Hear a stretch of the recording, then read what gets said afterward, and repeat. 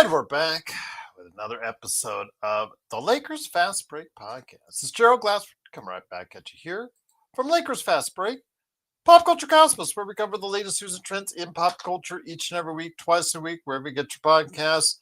This weekend, for you audio you listeners, I'll have the Pop Culture Cosmos up, where John Orlando and I will go ahead and recap and our thoughts on WrestleMania 41, the entire weekend experience.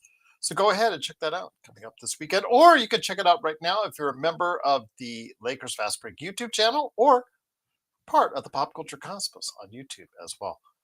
Daniel Barry Sports Highlights. Yo, I was watching you last night on your stream on the NBA 2K25. Actually, you got game 2. Congratulations. I liked your lineups there. Although Jokic got hurt for you, if I remember correctly. So I'm hoping you can pull out the whole finals if you haven't finished that off yet. But go ahead and check out DBSH. Always great to have him here. Daniel Barry Sports Highlights indeed. Also as well coming up here are the guys coming over from playback.tv/Lakers Fast Break. So ER, I'm just going to say this. ER, if you listen and come over to playback.tv/Lakers Fast Break, you wouldn't be making that comment because you would have already known that Joe was his snarky self for most of the game. So you realize then that he was watching the game. So there you go, to answer your question right there. But go ahead and check out who is watching the game and when at playback.tv/Lakers Fast Break, and also playback.tv, the Joe Soro Experience, OX. Oh, no, I'm sorry, Experiment. Experiment. And then, of course, Lakers Corner right there. He has his own playback as well. Got this weird little hissing sound coming from you, John. Okay, let me see. It's probably my fan. I'm going to switch to this microphone right now. No worries. All good, my friend. So I'll put you off screen for a bit. Go ahead and check out what the Lakerholics are doing, because Lakerholics are now happy that the game has now changed for the Los Angeles Lakers this playoff season, because the Lakers are now tied with the Minnesota Timberwolves. Go ahead and check out what the Lakerholics are thinking at Lakerholics.com. Also as well, our good friends, of course, Stone Hansen, who was there on playback, since ER doesn't know who was on playback. Also as well, of course, our good friend yesterday, Alfred Esmond, who did a great job. Legend 350, who did a great job on our NBA Observations show. Go ahead and check out what they do on their respective social media outlets. Then, of course, don't forget, most of all, to like and subscribe. Subscribe today to get the latest notifications on when we go live on the air with the latest Lakers Fast Break podcast. And, of course, also as well, become a member for just $2.99 a month as well. Well, the Lakers came in tonight with needing a sense of urgency, down 1-0.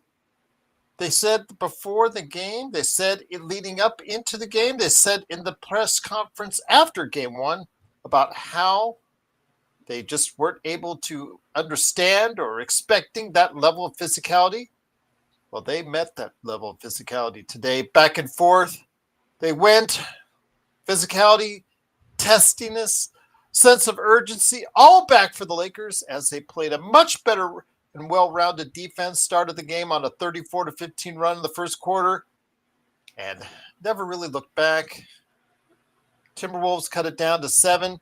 Tried to keep it right around the double digits between 7 and 13 most of the second half, but they just didn't have enough offense. Lakers had just enough defense, and even though the Lakers faded in the fourth quarter, the difference was just too much as the level of physicality certainly has intensified. Playoff basketball is here as the Lakers pull out game 2, 94-85. And here today to go ahead and talk about today's game, good man indeed. He is, of course, the guy behind his brand new playback channel, Lakers Corner on Playback, and also as well, Clutch Talk and Lakers Corner on YouTube. It is, of course, John Costa. John, great to have you here. I was talking about how Saturday's game, to me, was probably one of the worst coached games I've ever seen a Lakers coach do. So he must have taken my words to heart. JJ drew up a much better game plan. They contested shots better. They played with more ferocity. They played with more intensity. They played with more strength and force of will, especially in that first half.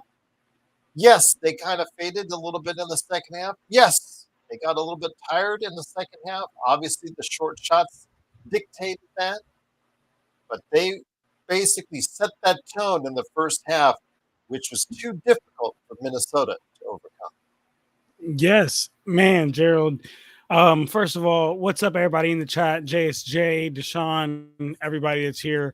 I appreciate you guys all being here. Like how Gerald said, make sure you guys all show love to Lakers Fast Break and show love to my Lakers Corner page as well. Like how Gerald said, I'm on playback now. But let's talk about this win, Gerald. Let's talk about this win, man. Light that beam behind you, my friend. Oh my God, you're right, Gerald. You're right. Yes, I'm about to light that beam right now.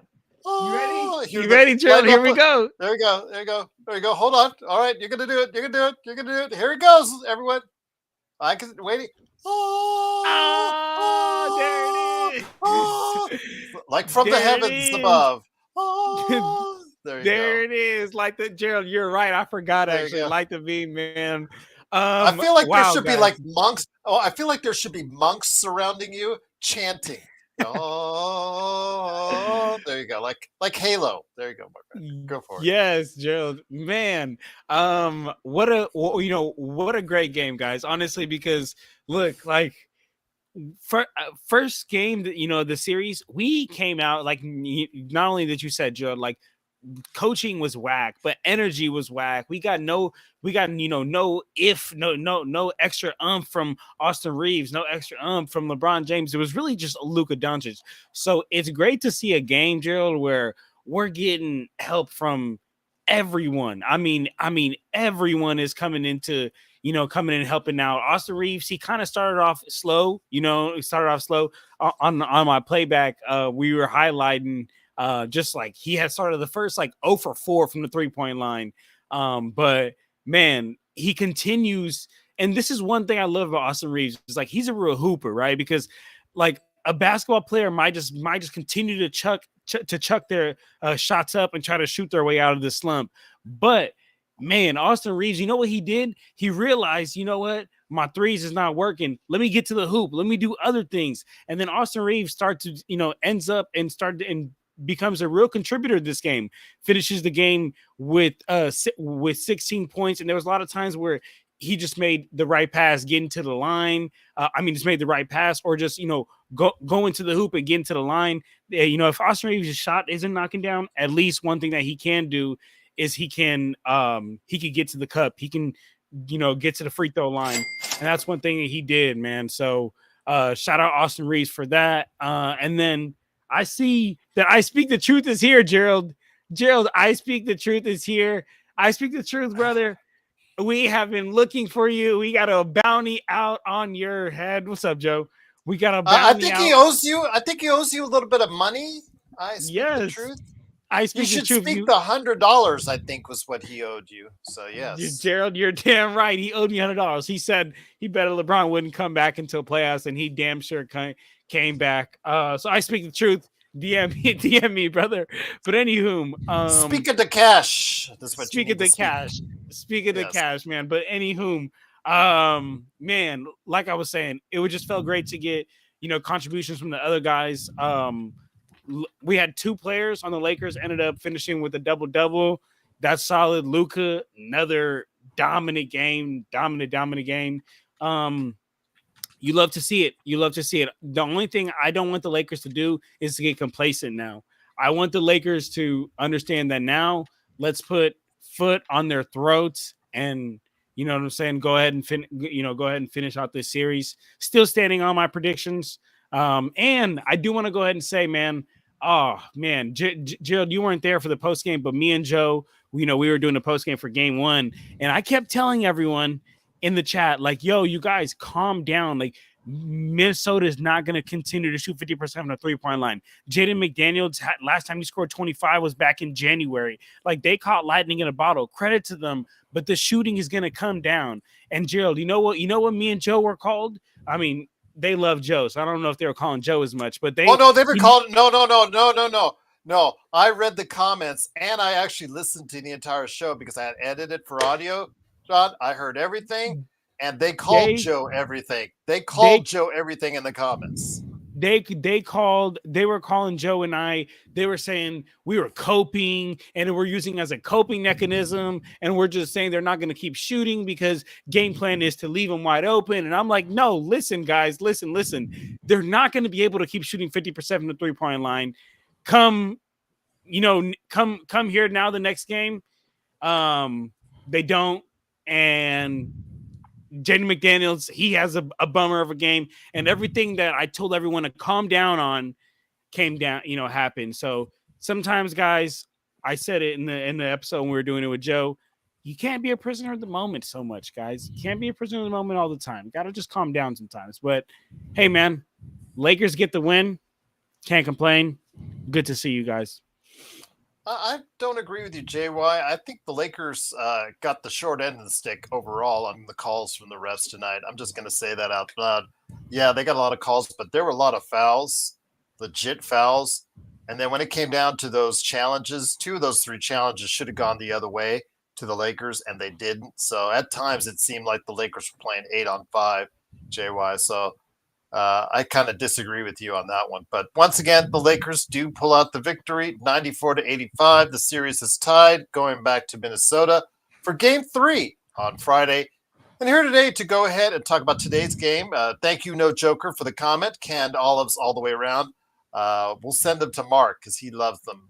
Actually took some photos of some olives the other day when I was at Costco and sent them to Mark just to let him know that, there you go. Olives all the way around for him on that one. But thank you for the super chat. Truly appreciate it. But here today to go ahead and talk about today's game. Good man indeed. If you're interested in the fighting genre, great deal. I believe is still there on Steam. 80% off for Crypt, Crupt. It is, of course, the man behind Simblades, SimbladesWithY.com, and the Joe Soro Experiment on YouTube and also Playback. It is, of course, Joe Soro. Joe, good to have you here. The first comment I told you before we went on the air was made by ER, who I think you were having a back and forth with on Saturday. It was that Joe had better watch the game instead of watching baseball. He was there with us on Playback. He watched the game. So, Joe, you did watch the game. Your thoughts on today's game, the level of physicality, and what the Lakers can do from here? I have 5 TVs in my house. I can watch whatever the hell I want anytime.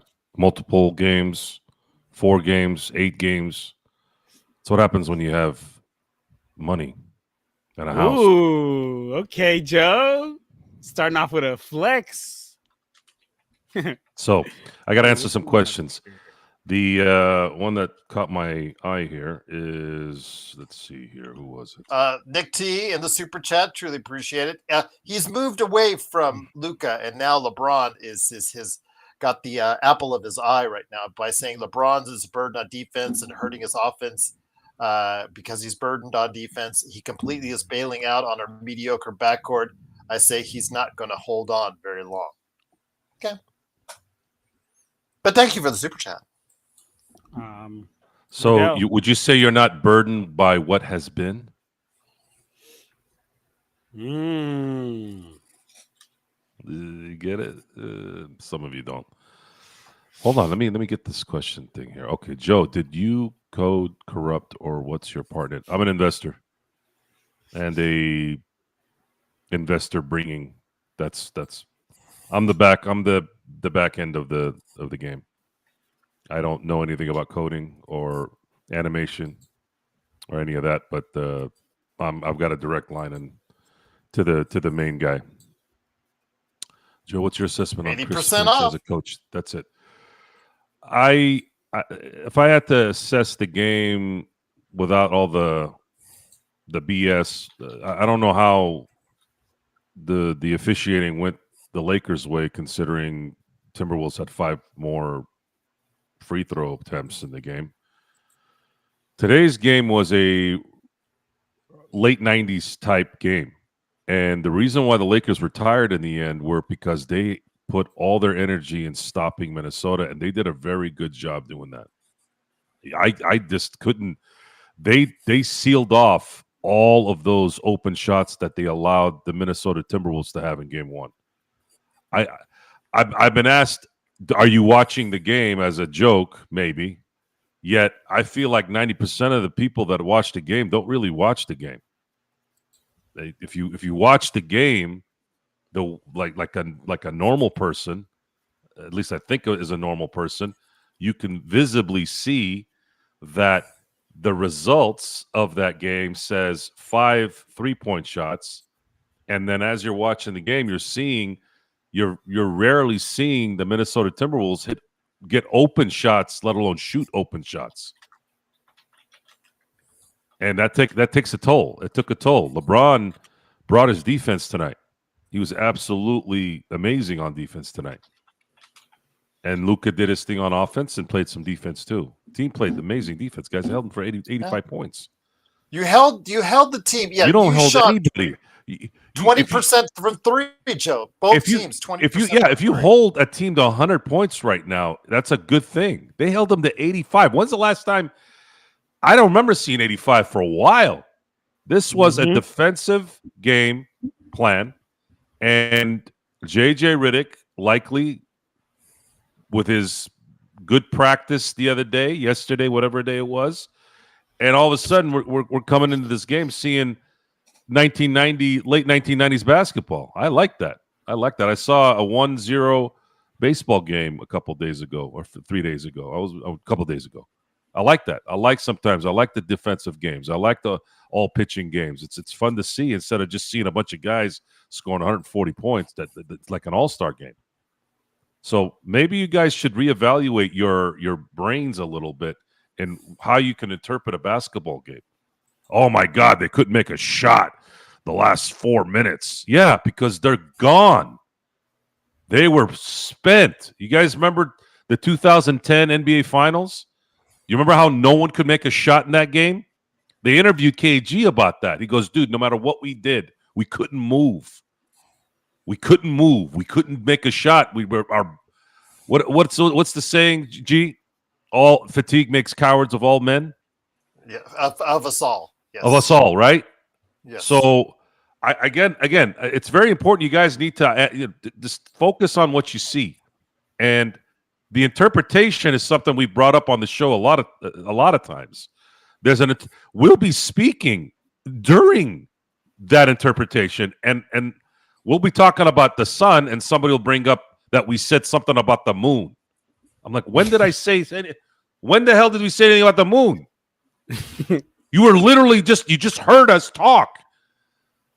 There's no room for misinterpretation. Like, I don't understand how that works unless your brain is fixated on what you truly want. So tonight, the Lakers showed up in a way that I don't think anyone thought they'd show up, becoming the 04 or 08 Celtics on defense. That's what happened tonight. But of course, your mainstays scored. Your mainstays did what they needed to do. I will say this though, Austin Reeves is struggling with the athleticism of this Minnesota Timberwolves team. I don't know how that's going to play out should the Lakers win the series and go on. I think it's going to get worse because if they play let's say if the Rockets win their series, that's another athletic team.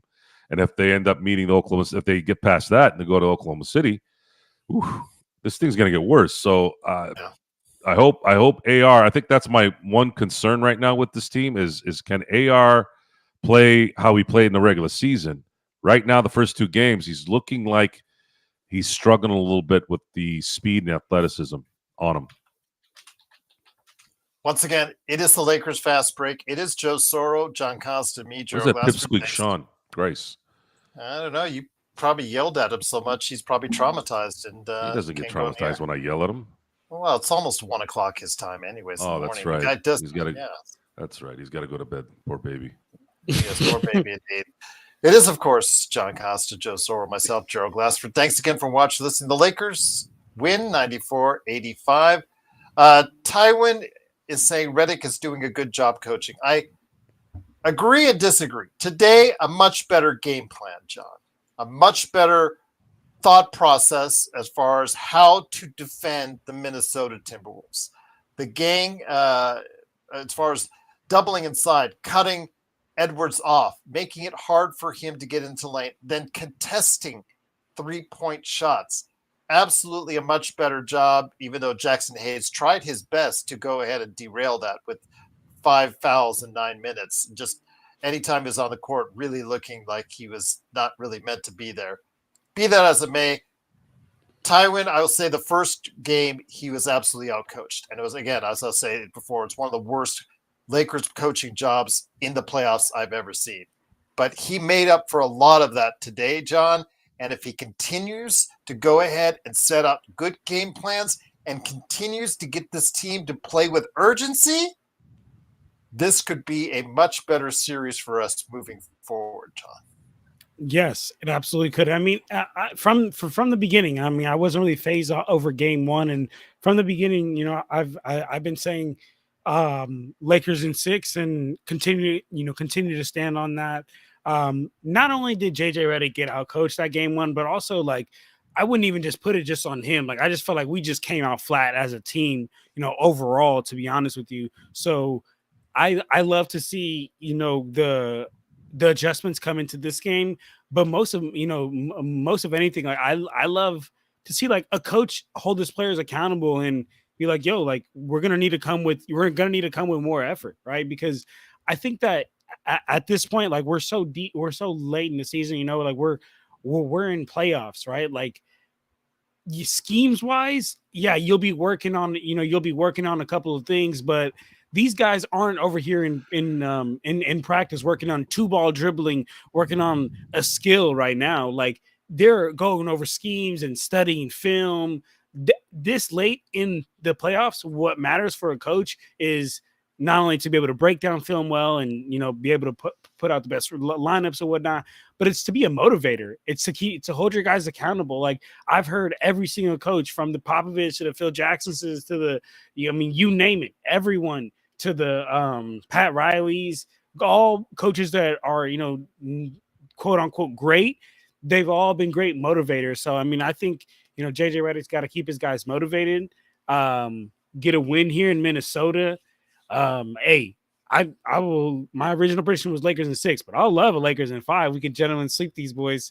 But just overall, man, I think we're in a great position. Just my biggest thing is I've seen this Lakers team get complacent time and time again, and I just want everybody out there to exactly like Joe and I said after game one, just, you know, don't live and die over every game, guys. You know what I'm saying? Don't live and die over every game. We told you guys, you know, the 3-point shooting and the McDaniels' performance that caught lightning in a bottle would calm down, and it did.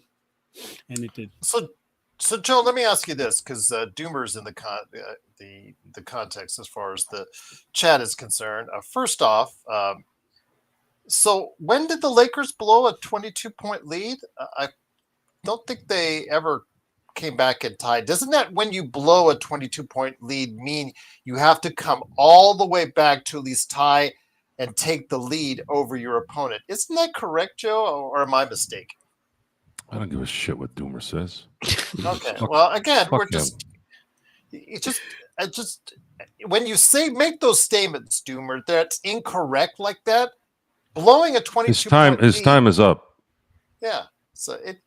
If you want to throw quips and funny things, at least have some good ones instead of blatant lies. And if you're talking about the refs overturning calls, let's go back to the third quarter when they got 2 straight very suspect calls set in their favor. Like when who was it, Gobert, when you smacked, or was it who hit Austin Reeves on the hand it was on the wrist? It was Randall. It was Randall. It's Randall, yeah. And then there was one right before. That's the worst call of the night, by the way. Yeah, and the charge that was on Austin Reeves. That was bad too. Yeah. So Doomer, give it a rest, man. Give it a rest for the night. Just watch Just sit back. No more comments. Game wasn't Please. rigged. You guys are giving these guys too much credit. They're just stupid. Yeah. It's just you need help. You need help because you're not seeing things in reality. I think you have a tinfoil hat on because your conspiracy theories are just getting. I think he has his head up his ass with the tinfoil hat. There you go. That's hard to do, but it sounds like access. Put some oil on it and shove it up there. It's real easy for him, probably. But the Lakers, a much better defensive performance today. Obviously, it was very good to see. Yes, it might have been taxing on the Lakers. And we kind of joked on it, but there's that fourth quarter. They did have to gut it out.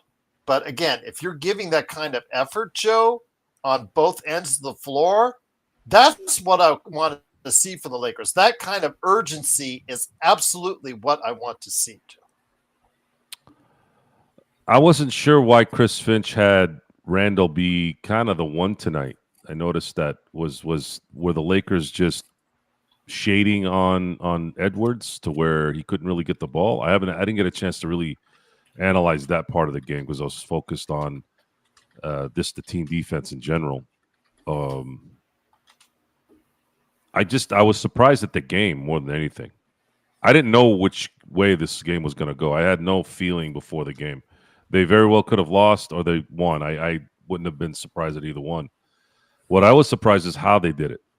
I just haven't seen these kind of games where their switches and their shades and their ability to apply pressure at every turn, literally at every turn that the Timberwolves players were making was phenomenal. And it taxed them out in the end. It really did. It was taxing them out probably really in the beginning of the third quarter too. We equate that usually to their issues in the third quarter, but that wasn't it. But they sustained it. There was no 22-point deficit that was lost. The lowest it got was 9 in the fourth quarter. Am I right? I think it was 7. Was it 7? Okay, they went down to 7. So when you're playing against a good team, which the Timberwolves are, they're going to make a run. We talk about that all the time. All teams make a run, but it didn't really. I never felt threatened in this game. Because Minnesota looked taxed too. They might have looked a little more frustrated with the tax, but sometimes the mental frustration can wear you out more than the physical. The Lakers were physically tired. You could see the short shots by Luka towards the end, which tends to happen a lot. It's not something that just happens tonight. Luka, I would say when he trains this off season, I never thought he was overweight. At least not to me. I think he's a big guy and he uses that weight for leverage and it works for him. However, I do think that he needs to maybe add some muscle, if anything, so that he can continue to have that effect when he is driving or when he is trying to create space against his opponent, but also have enough stamina to go into the fourth quarters and feel good. And it's hard to even say that because that's what Luka has been made famous for, being the guy that comes through in the clutch at the end. So I don't know what that means in the end, especially with the fact that, there is some deficiencies in defense, and that might help as well. Being able to play defense at a high rate and not get tired at the end of the games is something that I think Luka should probably start training for. LeBron, on the other hand, that's the one guy that I always say at his advanced age, advanced career, are we going to rely on him the entire way? Man, we don't want that, which means we need Austin Reeves to get out of whatever area he's in right now. He needs to go up another level. I don't know if he can do it, though. He might be limited physically, but there needs to be that guy that's doing it, because the center position right now is starting to come. The realities of that is starting to come to fruition. Lakers are probably going to have to make a run here without really a center. That's going to be tough, especially when you're going to play the Chet Holmgrens, if you do, the Hartensteins, and then the Senguns. It's going to be a problem, man. It's going to be a problem if they end up meeting any of those guys. And then, of course, you got the East with Cleveland being what they are. Because I'm not going to be satisfied with just going to the finals, guys. That won't work. They got to either win it all, or I'd rather them not go to the finals. That's how I look at it. John, let me bring you back in here. One of the things I said on the follow-up the day after the game was the fact is that the Lakers' second unit could not get dominated. I did not think that, and should not think that they're going to win the scoring battle against the Minnesota Timberwolves, because the Minnesota Timberwolves with Naz Reid and Nikhil Alexander-Walker, by their own very admission of how they're integrated the offense, should be winning the battle against virtually all or most second teams in the NBA. But today, John, I think it was very much of an even standstill in many factors. Yes, they did outscore the Lakers' second bench, but it was a lot closer than it was on Saturday. This time, it was actually 13 points for the Lakers, which, again, it's not a whole lot, but what they gave out there was very much comparable to the 19 that Minnesota gave, because Minnesota with DiVincenzo, Walker, and Reed, they rely so heavily on those three guys to produce. And when they don't, it makes it a lot harder for Minnesota to win games, John. Yes, honestly, late in playoffs, or I mean, not even late in playoffs, just any round in the playoffs, man. Benches is what kind of makes or breaks your team. You absolutely always need your stars. You need your leader of the team. You need that starting five. But having a deep bench can a lot of times make or break your team, because so deep. The deeper you get in the playoffs, it's like, I know what you're going to run. I know your sets. Like, I've studied you so well in this 7-game series. I know what your starting five is going to do, but it's, what is that guy that I'm not accounting for? What is he going to bring? That guy that comes off the bench and gives you, 15, the guy that comes off the bench and has a crazy scoring spurt. So, I say that to say, like, benches are huge. And the way we got smacked around last game, I mean, that it didn't, our bench doing so bad was I think was a direct correlation of us getting smacked around, but also what Joe and I stated, which is them shooting the absolute lights out of the ball, 50% of the 3-point line wasn't going to keep happening. And then, yeah, I mean, but I mean, as far as that, I wanted to respond to a comment here I've seen. Let me just see where it is. Riddell said the Lakers basically let everyone get open threes last game. The game, I'm guessing, was trying to say the game plan was to let Randall and McDaniel shoot threes, but everyone was open last game. But Riddell, this is exactly what Joe and I were talking about on Postgame, which is like, yeah, right. Like you with a team that's so elite from 3-point shooting line, like you kind of got to, pick and choose your poison. But remember, I told you, even though these guys are getting open looks, the McDaniels was not going to keep going 3 for 3 from the 3-point line. Randall, who's a career, like I've told you guys, 24% from the 3-point line in the playoffs. He was not going to continue to keep knocking it down from deep.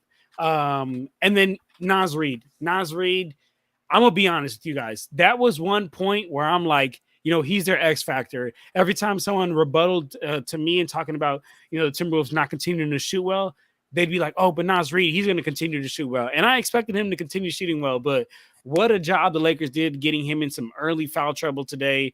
I think we may have just, found a hinge in this, man. Like, we try to get Naz Reid in early foul trouble, force Rudy to be out there, and we know what it is, man. Island work time. But hey, man, we got the win. I'm excited coming into Minnesota. I don't want to see no rig, none of that. Especially when, we already talked about the free throw disparity. But Lakers win. Tie the series 1-1. And hopefully we'll push it here and take them out in 5, to be honest with you. But I'm still standing on 6.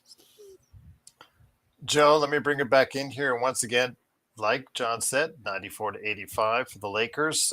Again, game 3 is on Friday. Dalton Connect's name still gets bandied about. And when I talked through the season about how much I liked and appreciated his game, I think he's going to be a great scorer and a great shooter in the league. But the guy has no sense of will or strength.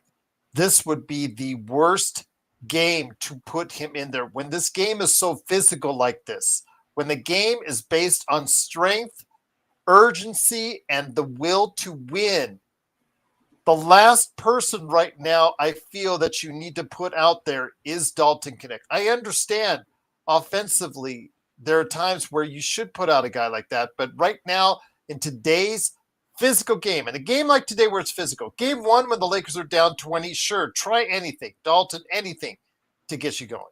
But when you're leading and it's physical like this and it's testy and it's nasty like this, Joe, talking back, trash talking like you saw, the last person that the Lakers should put out there is Dalton Connect, because you cannot put a soft player like him out in a tough game like this.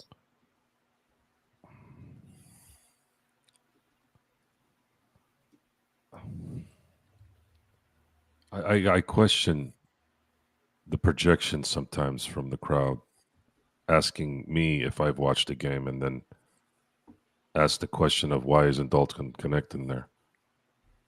It doesn't sound like you guys have watched the games this year. Did any?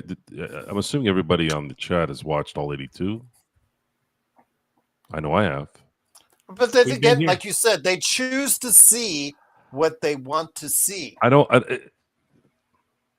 I feel like the show is constantly just badgering those who don't really watch, even if they're watching. What do you want a rookie to do in the NBA, guys? What do you want him to do? The guy doesn't know where he's going half the time. Just watch him play. And that happens when you're a rookie. You have to think too much when you're a rookie. He's not there yet. He can shoot. And be happy that he is got that trait, because it will benefit him down the road when he does learn without having to think on how an offense and a defense is run. The Lakers did not play well on offense today. I'm going to say this again. If you don't believe me, go watch the fucking game again. They put all of their effort in this game on defense, and they shut down a team that can score at will and held them to 5 3-point shots made the entire game. Do you understand how this works for 48 minutes? This is not the era where it's the Miami Heat playing the New York Knicks. That's not that era where you're playing 79, 78 games. That's not how it works. But the Lakers made that today. They almost made it like that today. Just a little bit, almost. That's pretty damn good. So if you're sitting there and you're thinking, oh, they can't make a shot in the fourth quarter, let's bring in Dalton Connect, who can't play defense. How does that make any sense? You put Dalton Connect in the game in the fourth quarter, you'll probably see McDaniels start hitting threes at that point. That's just how it's going to be. J.J. Redick, at the 7:40 mark of the third quarter, finally had enough. And this is the good part about J.J. This is the good part that I do like. I think the quote was, Jesus effing Christ. What the hell are you people doing? What are you guys doing? Sorry, what are you guys doing? Comes out to the middle of the court, much like how Phil Jackson used to come out with his little, like, barely moving his knee type thing, which used to just make me happy as all hell. Like, when I saw J.J. Redick do that in the third quarter, I was like, holy shit. Yeah, he walked away. No, he walked out. Timeout. He walked out to the other end of the court for 1 second. He took a second to collect himself, and then he got right into DFS. It was Phil Jackson-esque,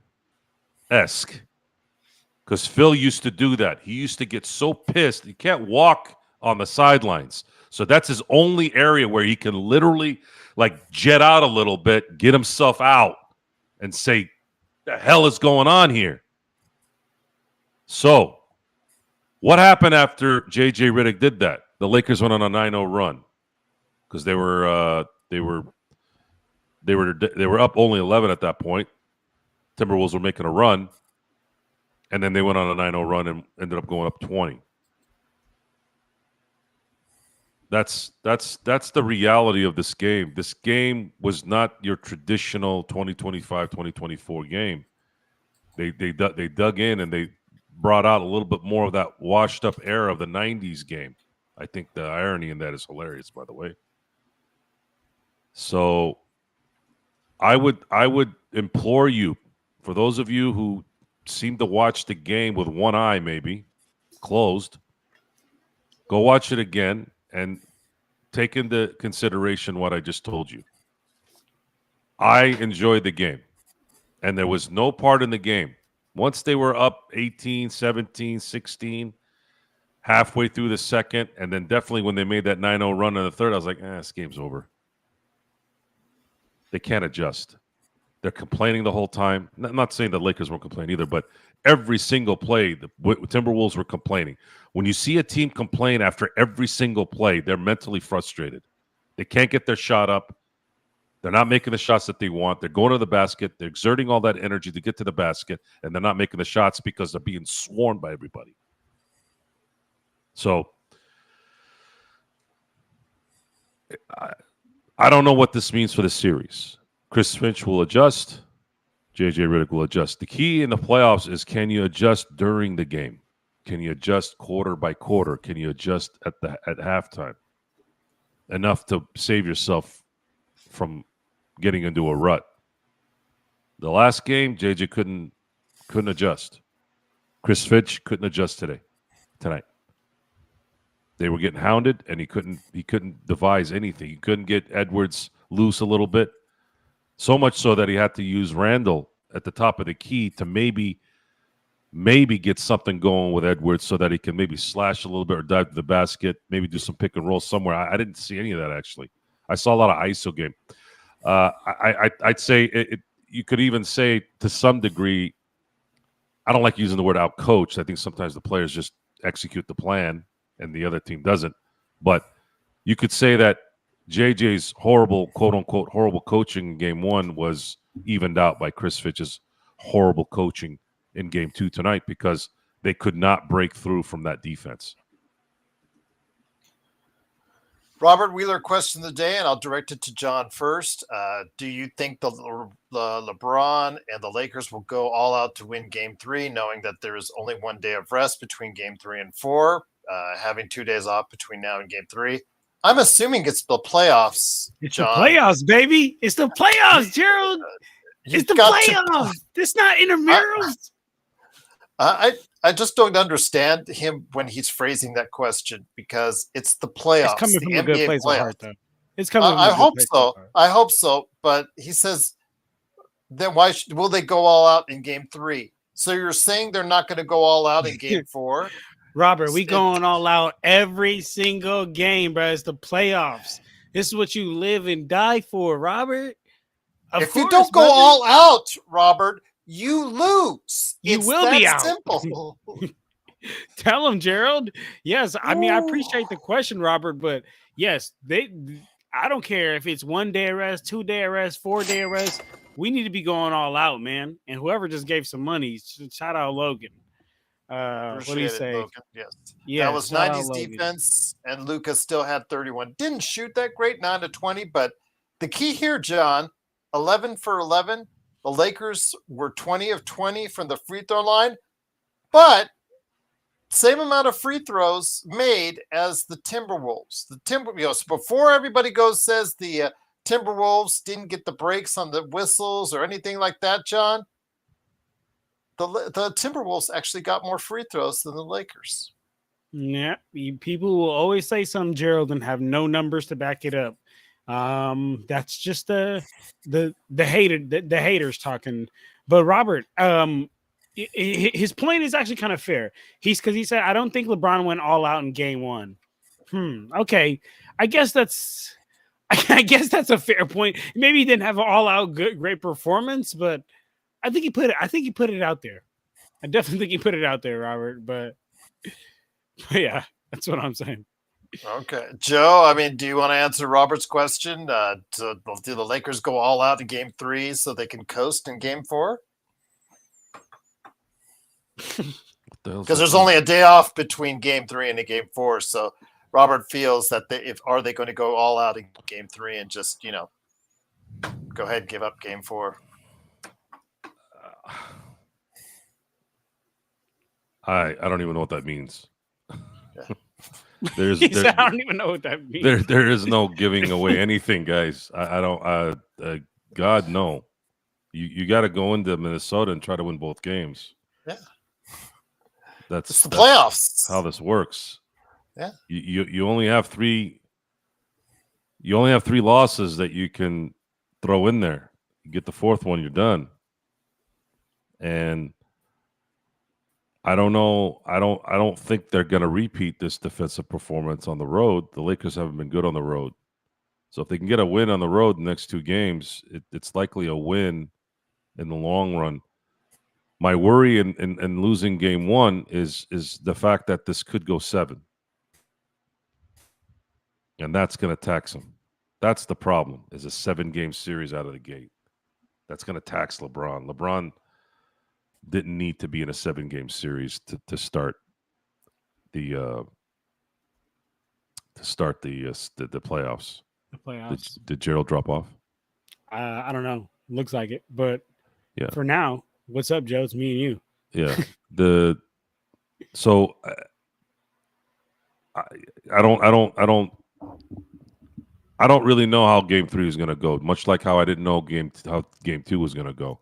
And there's some intrigue in that.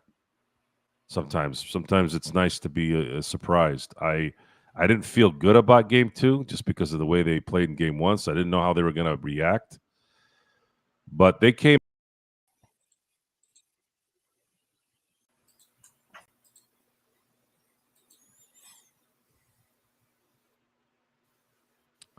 All right, we're back. Gotta love technology. Go ahead, Joe. Sorry. That one was on me, I think. That's on Is this YouTube doing their bullshit? No, I think that was my router doing it. But So, go ahead, my friend. Sorry. Yeah. So I'm looking at this game. I'm looking at this series as someone who's not that hasn't really watched the Lakers play all year or Minnesota. Let's just see how it plays out. Let's just see what happens, and cross our fingers that there's a way they can end this series quicker. But I don't think I see that. I think I see it. I can see them go 2-2, and then it becomes a 3-game series. And then the question is, can they, if they can win one game in Minnesota and come back to LA and win game 5, then maybe there's a chance they can close that out in 6 in Minnesota. Winning 2 games in Minnesota is probably how this is going to likely need to be played out. But I guess they can win all their home games the rest of the way and lose all the games in Minnesota. But one, it's a mystery at this point. I don't know how to go about that. I think the whole momentum will shift of the series if the Lakers take game 3, Joe. I really think that it will. I really think that swagger that Minnesota has and the trash talking, I think that just changes a little bit if game 3 goes to the Lakers and the Lakers can actually get a lead on Minnesota. I think that goes a long way. And like you said, the Lakers don't have to go ahead and win on the road. They can win their home games from here on out, but still a nice win in game 3 will send a message to Minnesota, Joe. Well, if you win game 3, you cancel out game 1. You now are in the position. Now you're in the position that you were supposed to be in after 3 games. Yeah. The question then is, do they have enough to win the 4th game so that they can avoid having to go back to Minnesota? That's the only question I have in my head. Can they do it? Can they surprise and win both games in Minnesota and not have to go back to Minnesota? That's my only question. I think we can get one of those. I'm honestly thinking this game 3. This question is asked because they're the 3 seed. This isn't a 4-5 seed. Mm-hmm. This isn't the Lakers sitting in the 6 while playing a 3. This is a 3 seed. 3 seeds are supposed to win these series in 5 or 6, usually. And the issue, though, is the Lakers don't have enough up front. If they're going to play DFS, if they're going to play LeBron, if they're going to play anyone that's not a center on this team, if they're going to play small ball, those guys have to be ferocious as they were tonight, and they have to make their shots all 48 minutes for this to work.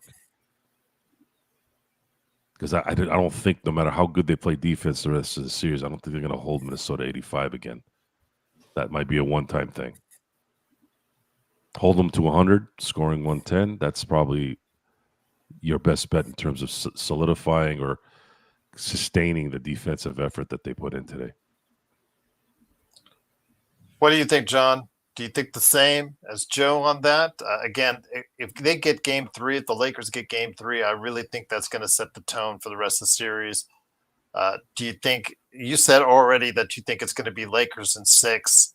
If that's the case, they're going to have to win at least one in Minnesota. Maybe they'll send a message in game 3 as well. Yeah, I think they're going to send this message in game 3. Some of the people here in the chat are saying, Luka is killer on the road. And I think that Luka's going to come into Minnesota coming off this hot streak. I mean, he had a great game individually at game 1, had a great game 2, and got the win. He's going to come into Minnesota riding high. And honestly, I think we'll be able to take game 3. And once we take game 3, exactly to what you were saying, Gerald, like all these Wolves fans will calm down, because I've just seen Wolves fans pop out of the woodwork. I'm like, damn, like, didn't even know you watched basketball. I'll be honest with you. And all of a sudden you're a Timberwolves fan. So yeah, I'm pretty excited for game 3. The great thing about, playoff basketball is, like, when you're the better team, to be honest with you, it's like, man, even if the other team has a good game, it's like, you're going to have to do this 4 times. You're going to have to be 4 times. And it's not going to happen. They're not going to be able to do that to us. So Lakers in 6. And for everybody that's saying that we are coping, is the same people that said we're coping when I told you that Jaden McDaniels would not continue to shoot that Hoffman 3-point line. There's people that are saying we're coping, is the same exact people that I told you the Timberwolves won't continue to shoot 50% from 3-point line as a team. Those are the same people that are in here saying we're coping. But you know what? I at least like how honest these people are, because you're on mute, Joe. I at least like how honest these people are, because we know it's funny. I told them in the post-game show that me and Joe did it. I said, come back after the Lakers win. I really want to see come back after the Lakers win. I want to see how you guys act. At least you guys are doubling down on your ignorance and just continuing to be ignorant by saying that, we're coping, when we're just telling you the facts. Coping with what? What are we in therapy sessions? I don't know, Joe. Apparently, it's a basketball game. Coping with what? You think I'm in a corner in a fetal position after games when they lose? Tell him, Joe. So I'm telling you. That's why me and Joe be on here talking our shit, man. You guys need to understand something here. I'm an alpha male. True and true. My main trait in my life is confidence. 100%. Doesn't matter what's going on. As long as I'm healthy, nothing really affects me. Not cursed, not being talked down to, not being negative, positive. Doesn't matter anything. Nothing can phase me in that. So coping and things like that doesn't really fly with me. I've never gone to therapy, and I don't need therapy, and I don't need therapy. I know what I'm watching, and I'll have an opinion, and I'll be wrong, and I'll be right, and sometimes I'll be a little bit more elaborate. Sometimes I might be a little more emotional. I'm a human being in the end. I react to the situation. And if you're going to say that the Lakers got whatever tonight, you got to look at the details then before you yap. You're not. If the Lakers had all the breaks, why did they have more fouls called on them then? Why did the Minnesota have more free throws than the Lakers? So where are you coming up with this stuff? Casuals will be casuals. Seriously, Joe. How much more hand up the rear end and pulling things out can I continue to say here in terms of what you guys are doing? Casuals will be casuals, Joe. Don't do any. Can't even worry about it. I don't worry about it. Not even a little bit. but it's commentary, and we're answering it. Yeah. I love the one. I love Sippin. I love when Sippin says alphas never self-proclaim themselves to be alphas. You don't know Joe. Last time I checked, You Floyd don't know Mayweather. Joe. Last time I checked, Money Mayweather bragged a lot and whooped everybody's ass 50-0. Hey, straight up, man. I will still go back to the time someone on this chat when Joe was doing something like this called him out for being a narcissist, and the next hour, Joe agreed with him and pointed out all the different ways he is a narcissist, just for that guy. So, sipping, I don't know what you're sipping, but whatever you're sipping, it's not good, man. You just got to go ahead and put that was a good one, Gerald. That was a good one. Else out of the fridge, because what you're drinking and what you're sipping ain't working. It ain't working because Minnesota lost tonight. They lost. Deal with it. You need to cope. You need to cope and come to the facts that Minnesota got beat. They got beat good. No excuses. They got beat. The Lakers, game 1. No excuses. They got beat. So let's see who beats. So I'm gonna remind everyone of this, just in case. There's documentation. LeBron James called himself the best of all time. Isn't it sipping on gin and juice? If I'm not mistaken. And there's this discussion that's gone on for years that Michael never called himself the best. Michael never called himself the best in public. But when someone was jacking with him in the games, he used to say things like, "Oh, you want to come at Black Jesus like that?" Guys, there's some truth to the no one claims himself as an alpha or a lion, but there's always an exception to the rule. And I can prove it. All you got to do is hang out with me for a couple weeks. Hey. So the toxic masculinity, Joe, part is bona fide. That's 100%. There. It is. If there was more than 100%, it would be more. It'd be dangerous. Yes. Oh man. Anyway. Oh, by the way, No Joker said for his $20 super chat, thank you. He said, grow some boobs and pick your pronouns, Joe. Yeah. Not in this lifetime, buddy. Not in this lifetime. I am gonna go hop to do my 3-minute game recap real quick. My Joe. pronoun is Mr. Mr. on my Soro. documents. That's it. Mr. Soro, that's it. But I'm gonna hop really quick to do my 3-minute game recap. These guys will keep going with a great show, but just wanted real quick, if you guys could check out some of my page, some of my content, I would greatly appreciate that. I'm on YouTube, Lakers Corner. I do 3-minute game recaps. Now with playoffs being here, I'm doing I'm going over the highlights and just kind of talking about the game in its totality a little bit more in depth. Check out my Instagram at Lakers Corner, at Lakers_corner, and then TikTok is Lakers Corner 24. Thank you, Search and Destroy, for putting that out there. But besides that, Gerald, Joe, great win, my brothers. I will see you boys on Friday. You got it, my right, friend. Guys. See you guys. At the end, it's John Costa, Clutch Talk, and Lakers Corner. Plus, he also has Lakers Corner on playback. All right, guys. JY, see ya. Thanks, John. JY actually had a good question for you, Joe. Will rest play an issue in the next round, assuming the Lakers win in 6 or 7, or the Warriors series will be over in 5? I think if they play the Warriors, it's a very even game. I think it benefits the Lakers if they play the Warriors. Yes.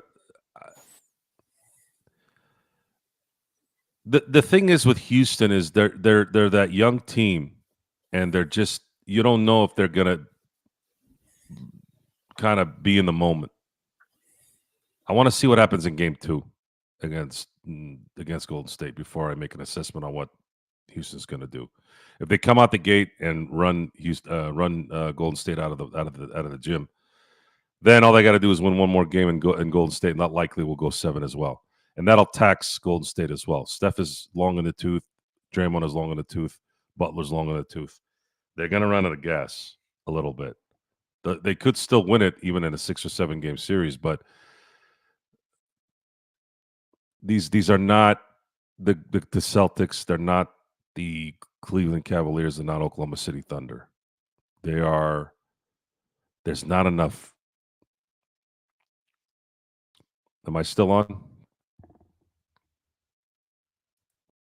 Anyone? Gerald, you still there? Hey, raise your hand, guys, if you can still hear me. I can't tell. Joe said Kawhi sucks. Okay, good. Hold on, I got to read some of your guys' crap. Let's see here. I mean that in the nicest way, by the way. Some of you guys have good stuff. Lakers Doomer said, Joe said Kawhi sucks. What now? Okay. I guess I said that. I don't remember saying it. Kawhi is closer to Jordan than LeBron. Okay. I think I'm done reading your shit for the night, Doomer. Sharon, there you go. That's what I wanted to read. Let's see what Sharon said. I wanted Houston. I think the Lakers could beat them. Youth doesn't do well in the playoffs. So, yeah, if the Lakers win this series, they will beat a young Wolves team that's not entirely there. They probably need another player to probably go deep now that Karl Anthony Towns isn't on the team. If the Lakers can win this series in 6, and then if there's a I'm not really too worried about either Golden State or Houston in the second round. I just don't know if they're going to be able to close those guys out unless having to go to 6 as well. I don't know. We have to wait for that one. Oh, boy, this is one of my favorite. Joe is Alec Ball. Oh, man, that's a great compliment, Mission. I absolutely love Alec Baldwin's character in The Departed. He is freaking hilarious. So props to that one. Thank you, Mission. Let's see here. Where else we got? Joe Tap Dance, your solo. Let's see. I'm not reading Doomer's stuff. So Doomer, you can just quit for the night. I'm not going to read any of your crap. Joe is a turd. Isn't turd spelled T-U-R-D? It is. Do a little spell check there, ER. Let's see here. Joe is that's funny. Anyways, but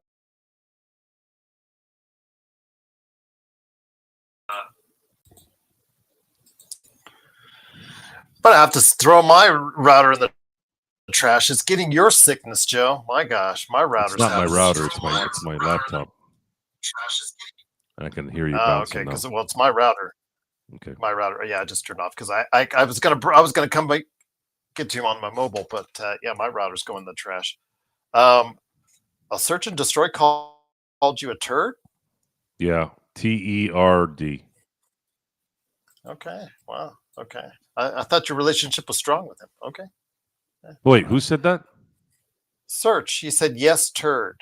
No, he was spelling. ER called you a turd. Yeah, ER called me a turd. Oh, yeah, I can't even spell that right. Man, if you're going to insult him, spell right. It's just like the other day, Joe, when we had searching for Jerry Garcia, like rip on us. And when you spell searching, S-C-R, S-E-R, S-E-R, S-E-R, that is wrong. You already lost all your credibility when you can't even spell your own insults or your profile name as you're insulting us. Let's see what Thameless says. Actually, statistically, Kawhi is closer to Jordan than LeBron. They are individualistic players, awesome at beating and defending people one-on-one. LeBron is a good playmaker and rebounder. I don't know if I want to get into that discussion right now. That's a long discussion right there. Joe, question is, like you said, can he stay healthy? Can he stay healthy? So let me actually, you know what? I do have an answer. First of all, LeBron James, in his heyday, was a two-way player. He should have won. I think it was the 2013 Defensive Player of the Year. Marc Gasol won it that year. Marc Gasol didn't even make the first team All-NBA on defense, and he won the Defensive Player of the Year that year, which was kind of puzzling to me. Should, I know, isn't the word that you want to hear. But LeBron is a two-way player. You don't really become you don't get into an argument of greatest all time without probably having both. If you look at all the greats, you hear Bill Russell, two-way player, even though his offense wasn't really. It was pretty anemic, but at that time, offense wasn't. It really wasn't as defined as it is now. Refined, I should say. Will Chamberlain, offense and defense. Kareem, offense and defense. Michael Jordan, offense and defense. Kobe, offense and defense. LeBron, offense and defense. Kawhi has a position there, obviously, but what separates Kawhi from LeBron? If you were to put them together, why is LeBron considered the best of his era and not Kawhi? Where is Kawhi's deficiencies? That's a question you want to ask. Is he that guy that can carry a team to a championship? He did it once in Toronto, and he did it with a seasoned cast in 2014. I guess that's the question you have to answer. I don't know. Sam Khan has got a question about what's our level of confidence going into Game 3, Joe? I think there's some relief from tonight, and I don't really have a feeling about Game 3 either. I didn't have a feeling for Game 2.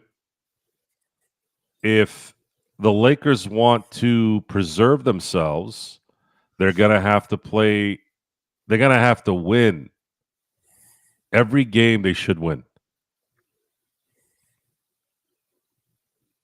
So if I had to be realistic, you got to split 2 in Minnesota, and then win the home game 5 win game 5 at home, and then you're going to have to close out Minnesota unless you want to risk a 7-game series at home. These guys beat Denver down double digits last year in Denver in a Game 7. So it could be a dangerous risk for that. So funny because LeBron James actually talked about that timeout. He said, "We understand JJ is going to spaz out from time to time, Joe." Yeah, Lakers in 5. If I had to pick better defender, Kawhi is definitely likely a level ahead of LeBron or 2. But why is Kawhi not considered in LeBron's league? Why aren't we talking about Kawhi as one of the best ever if he indeed is a mid-range machine, someone who can drop 25 points a game and also shut you down? That's a good question to ask. Why? Is it the fact that his availability has kind of put a dent in that? Probably. Mm-hmm. Yeah. Probably. I didn't think about it till now. That's actually a good argument. It really is. If you have Kawhi, which was drafted, I think it was drafted in 2011, right? You look at his career, and if he had a full career where he was playing 70, 75 games a year, that would be an interesting argument. I think that'd be a good discussion on another show. Why Kawhi is not considered one of the best. Because he's Ron Artest on defense, right? Better, actually, if you add the career in it, right? Better, but he's also really good on offense. Yeah, it's got me thinking. JY says availability is part of your legacy, Joe and Gene. What was that? I think availability, when you talked about availability for the greatest ability is always going to likely be availability, But I don't know necessarily if we're asking the right question there. Forget about the fact that he has not been available. What we're asking is the skill set when it is on. It's not like he didn't have 10 years of good ball, right? He's got 10 years.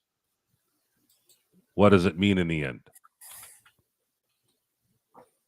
I don't know. That's again. I think I'd like to sit down and really kind of go back and forth and dialogue with people on the who and what and where, because that's a good one. That's stumped me. I feel like I got stumped like I did when I found out that Luka was coming to LA. I'm like thinking right. I can't think right now. I'm like, man, that's a good point. Love being challenged like that too when I get stumped, because usually it doesn't happen. Usually I have a pretty good answer on why, but that one is a legitimate discussion, especially after what he did last night. But I'll tell you what, though, it's going to be something for Game 3, a very pivotal game, and hopefully the Lakers will go ahead. Lakers in 5. That is true. He doesn't have his mid-range game, but no one has LeBron's basket game, layup game, and that one right there. That's a force that's different than, I'd say, maybe even the hook shot is more difficult than LeBron to the basket. LeBron to the basket is one of the greatest weapons in basketball history. Shaq's dunk. LeBron to the basket. Shaq's dunk. Kareem's hook shot. These are. I need to find a different word than legendary or iconic. Defining, I should say. That's the right word right there. I think when it comes to Kawhi, for me, it'll be just the words, what if? What if he had stayed healthy? What if he had put all of his focus on trying to be the best every single year? Because it seemed like to me there were some years where he just didn't want to apply himself as much as I think he could have in order to maintain himself at that high level. And then, of course, the injuries and the questionable ways that he dealt with them, with his mysterious staff only giving the Clippers and and other teams for that matter information on a need-to-know basis, and all that was going on for a lot of his time in the Clippers. To me, it's more about what if. But at the height of his game, Thameless says he could say for a short period of time he thinks he's the best. I wouldn't put him as the best, but I would certainly put him in that top 3 category at his peak. I think he is one of the top 3 players in the game at his peak, Joe. Definitely. But then again, it was so short-lived because he was always seemingly one play away from getting injured once again. I'm trying to think who I can compare him to in the past. I don't really know if there is one. Is it true Joe competed in the Special Olympics in high school, was captain of the basketball team that year? ER just doesn't like you. I don't know why. ER just doesn't like you. He's just talking shit. Like... I've heard Derrick Rose. Ooh. Well, those are different skill sets. Derrick Rose was a force. His power at that position was nuts. The way he would explode to the basket and the ability to shoot. His explosion is what was amazing. He was what Harold Miner was supposed to be. And I say that from the media standpoint, not from what Harold was trying to be. I don't think Harold Miner was ever going to be what was anointed to him after the slam dunk contest that he won. But there's this explosion. Robert Pack, if you guys remember Robert Pack was an athletic freak times 10. Derrick Rose was of that ilk, but I actually thought even more. He was more skilled than Robert Pack. Robert Pack was just an athlete. Baron Davis was just a nasty athlete, a guy that was 6'2", that could dunk on anyone, anywhere, at any time. and he looked like a fullback playing basketball on top of it. Those guys are guys like those guys. Charles Barkley. Not enough credit goes to Charles Barkley for being 6'4.5" and just guy had so much power and speed for a guy that short in NBA terms, and still being able to jump out of the building.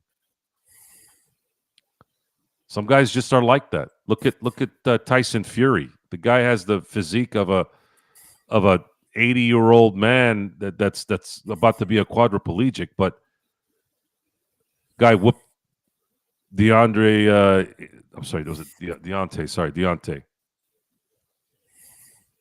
And Deontay has one of the nastiest right hands you'll ever see, ever.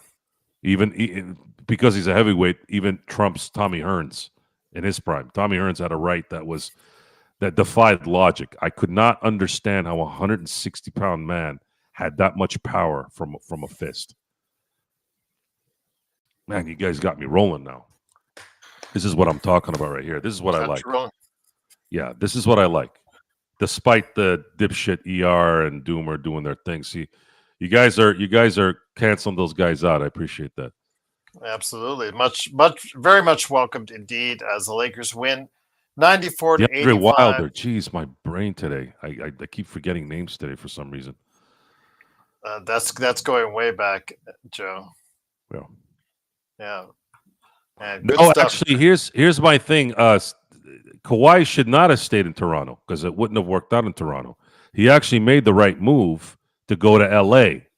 The problem is he should have went to the Lakers.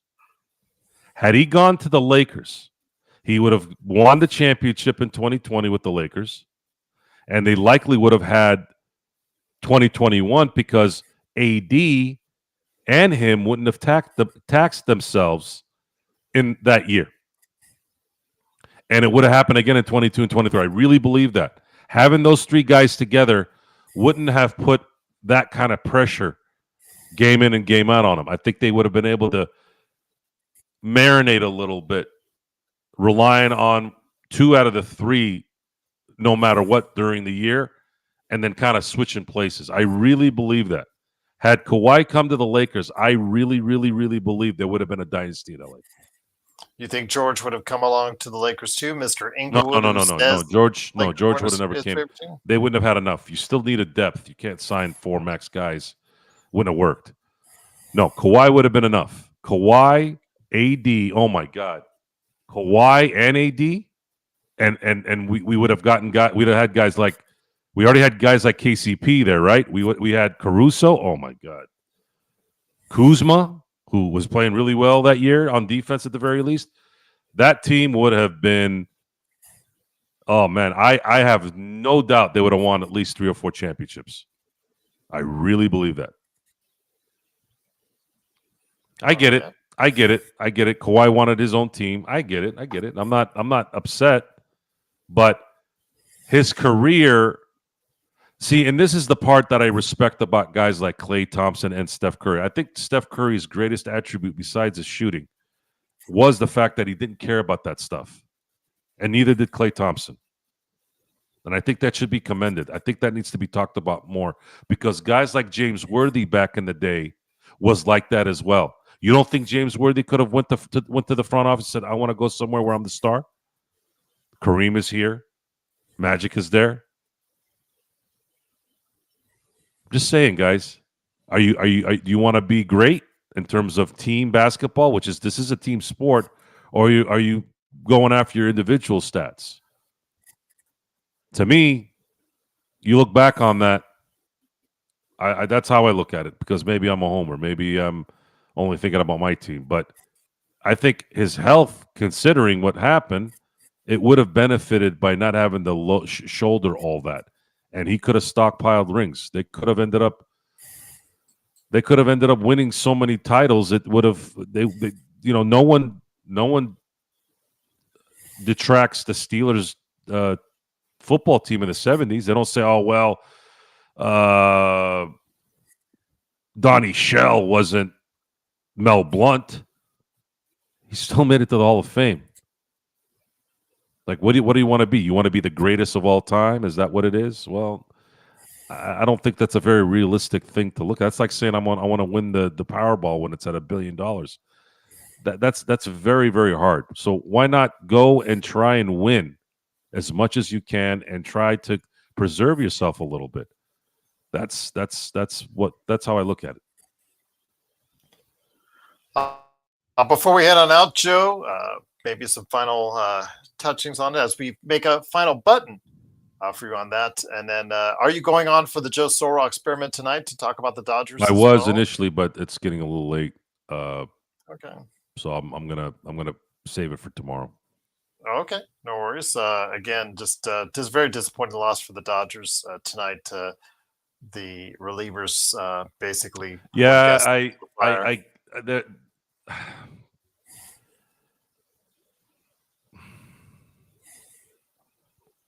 I don't know why Tanner Scott. I know sometimes pitchers miss their locations, and that's part of the game. But I think he should have been more careful. Justin.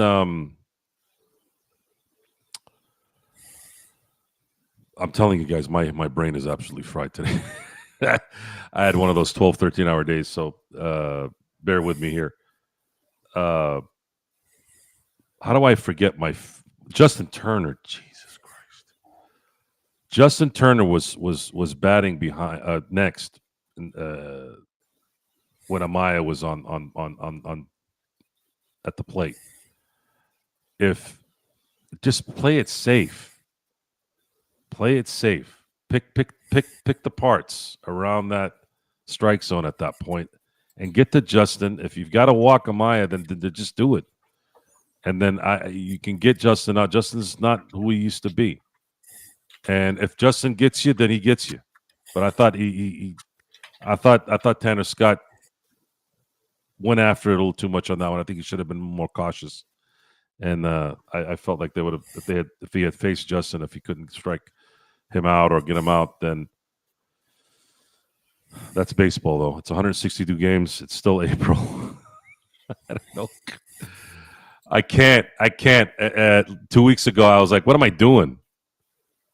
This team is going to lose 50 to 60 games this year. It is what it is. I'm not gonna worry about it. And by the way, the hell with the Cubs. I hate the fucking Cubs. I really hate that team. I can't say I blame you, Joe, on that. This is not from tonight only. This is just in general. Like, I'm so sick and tired of the fucking Cubs. I can't stand that team. They only do this shit against us. I'll ask you, though, before we head on out, again, what are the Lakers? They need to keep this intensity. They need to keep this sense of urgency. How do they maintain that heading into Minnesota for Game 3? They showed tonight that there was an urgency that they met. But we have to be very realistic every game and understand that LeBron is in his 22nd season. Luka is still fairly new to this team. Jackson Hayes isn't capable of playing regular minutes in the playoffs. And then Austin Reeves is desperately trying to reach another level in the playoffs. He hasn't really met him in the playoffs yet while he's looking in the mirror. I don't know how that's going to play out. I'm still kind of seeing how can Austin Reeves be the guy that's dropping 25 points in an important playoff game that could sway the series. That is going to make the difference, because if LeBron and Luka don't have to shoulder a 48-minute game the entire time because they have somebody like Austin Reeves to kind of ease up there, then they're going to go – then I'm feeling a little bit better in terms of the possibility of them progressing from there. But we will see what happens. It is, of course, the Lakers fast break. Lakers win 94-85. The series switches to Minnesota for Game 3 for the Minnesota Timberwolves against the Los Angeles Lakers. Looking forward to seeing how that plays itself out. I'm glad that they proved to us that they weren't going to roll over in both games here in Los Angeles. So again, it is now a series as the games shift towards Minnesota, and we'll be talking about it here. Probably going to come on either tomorrow or Thursday before the Friday setup. So definitely looking forward to hearing what you guys have to say about that. Again, you can always put the comments below or LakersFastBreak@yahoo.com. I'm sure I didn't you guys ban will them. take what? I didn't ban anyone, just so you guys know. Wait, what happened to Lakers Doomer? I didn't ban Lakers Doomer. Yeah, I don't. This is Gerald's show, so I don't have any jurisdiction. Anyways, but I don't ban anybody. Yeah, The only thing that I got to keep repeating this. The only time I'll ban you or request to have you banned by a mod is if you throw racial slurs. That's it. You want to call me an asshole? You want to call me a narcissist? You want to call me a piece of shit? I ain't banning you. I don't give a shit. Go ahead and say whatever you want. It ain't gonna hurt me. Maybe Lakers Doomer just left because we told you and I said we weren't going to acknowledge him the rest of the show. Yeah, he probably just got tired. I don't think he gave I don't think what we said. Yeah, I don't think he got banned. Yeah, I don't think he's banned. I don't think anybody banned him. Again, it's important to there's new people here every show, and it's important to reiterate that public service announcement. We are not Lakers Nation. We are not soft in terms of being insulted. I like the action. I like the heat. I especially like it when I'm wrong and get the heat even more. That means you guys are paying attention. That is a good thing. Because I'm never going to be 100% right. That's not very realistic. We're going to be wrong a lot. It's just we're right more. And that's a fact. Until it's only a joke when it comes to Robert Wheeler. Because he was always in the past, whenever he would always have us a question for us. And if we didn't answer it, we were answering other people's questions or we're just going back and forth, he would make sure he would copy and paste and repaste that question until it gets answered. So it was just almost like a sponsored thing. It was the Robert Wheeler question of the day. It was just an inside joke until it's okay. It's just wasn't anything really to get over about it. But Robert's a nice guy. He's always asking questions for us here, and we try to answer the sensible questions as best we can, as many as we can here on the show. So I hope you guys appreciate it. Who banned 805? Who banned 805? Did somebody ban 805? Well, a while ago. I haven't taken a look at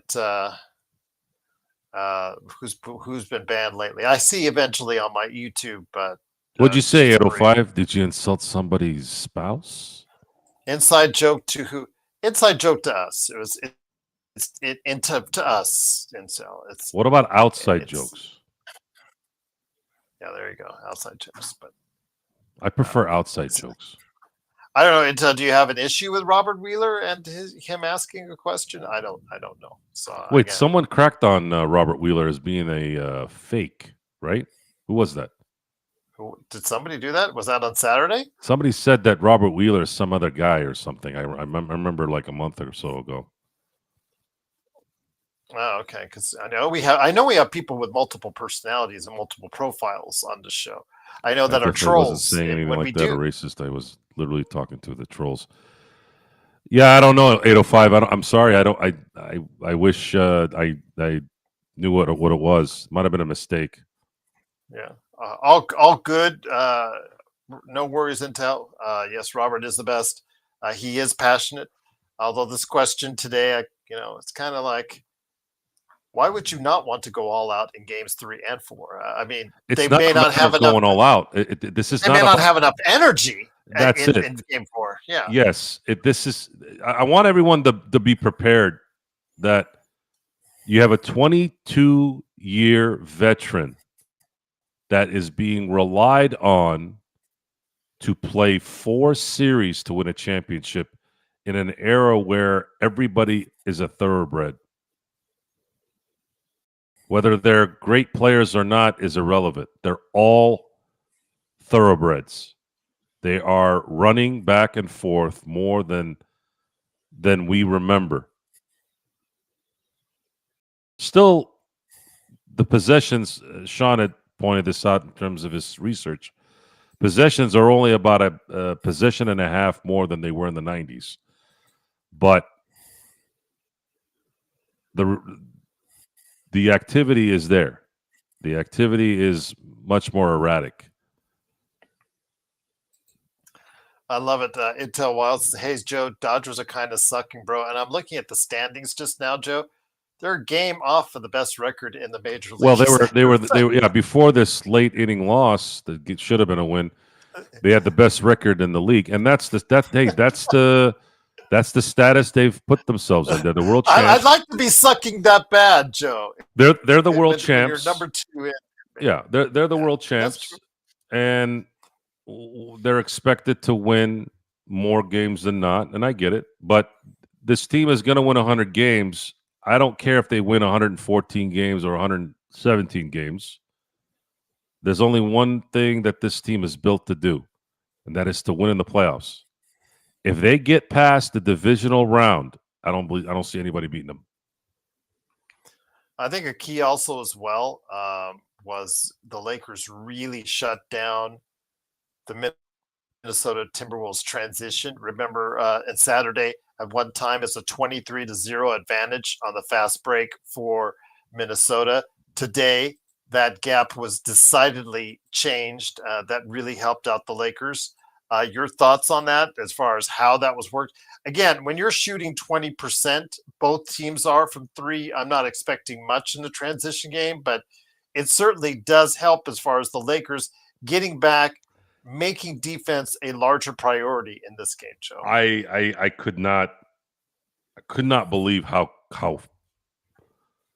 fast they closed in on every player. Mm-hmm. Whether they were shading, whether they were double teaming, whether they were single coverage,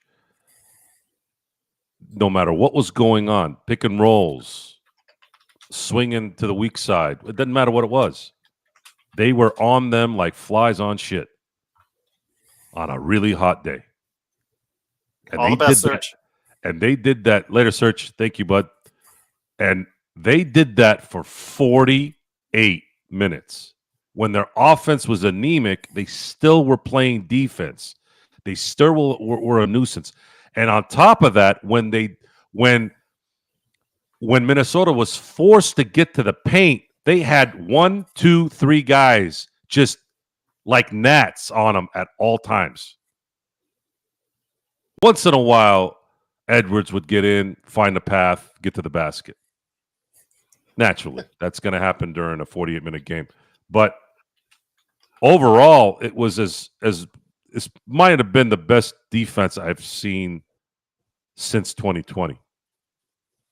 John said, "Hey, Gerald, good to see Joe change his mind about the importance of defense." Because, we had that famous line that you point. I don't care about defense, during the regular season and whatnot. So, yeah, but this is not sustainable with this team, guys. I'm not expecting this the rest of the series. It's just not sustainable from a. You need more talent to sustain it, and you would have needed LeBron to be in his 14th season instead of his 22nd season. Then I'd feel a little bit better. There's really only a couple guys on this team, and then the one other guy that can play defense is so bad on offense, it doesn't really count. It's just not. It's not sustainable. There needs to be a little luck that'll be on the side of the Lakers for them to continue this run. Because they're going to be playing some teams. Should they get past the first round, get past the second round, those last 2 rounds are going to be what the rounds used to be in boxing when you started hitting the 13th and 14th round. And I know I said before that I thought, after watching the games with OKC during the regular season, the Lakers might have the OKC's number. But, man, after those first 2 games against Memphis, they look like they're hitting on all cylinders. I understand it's in Oklahoma City, Joe, but when you outscore your opponent by 70-plus points in 2 games, in the playoffs, you're playing at a really high level. Well, here's the advantage the Lakers have against Oklahoma City. Oklahoma City has really only one star that they can rely on. And the team that they're playing right now in Memphis it's a lost team.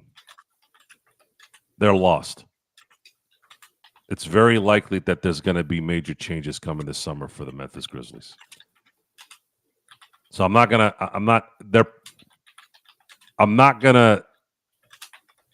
trivialize I'm not trying to downgrade what Oklahoma City has done and how good they've been this year. But I saw both games against them. Those were playoff atmosphere games. And until Luka got kicked out on that second game, the Lakers were winning both games.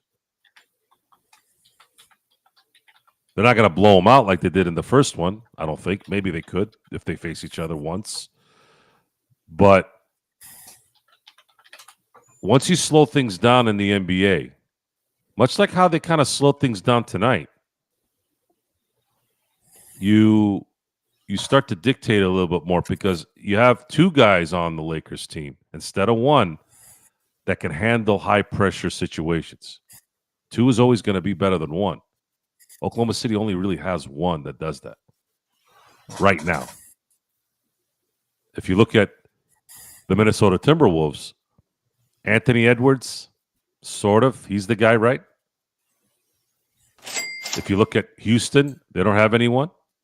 You look at the Golden State Warriors, Steph is that guy, but is he what he used to be? No.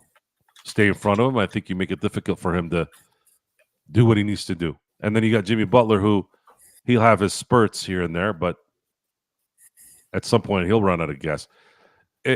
These things are all going to play into how the results will be for the Lakers in the end. The problem is, in the end, for me, is if they face Cleveland or the Celtics in the finals, should they get there, that is going to be the hardest matchup because they've taxed themselves the first three rounds, likely. Do they have enough to win four more in that series? That series is so hard. It is so hard when you're tired. Yeah. Just want to go ahead and mention from Tough. He was asking what adjustments does Chris Finch make? If I was him, I would seriously look at either getting Mike Conley or Rudy Gobert coming off the bench. I know they won't do it with Gobert, but Conley moving to the bench, maybe putting in Naz Reid or DiVincenzo or maybe even Walker off the bench might be something that they may be more in tune to doing because Conley was a non-factor tonight.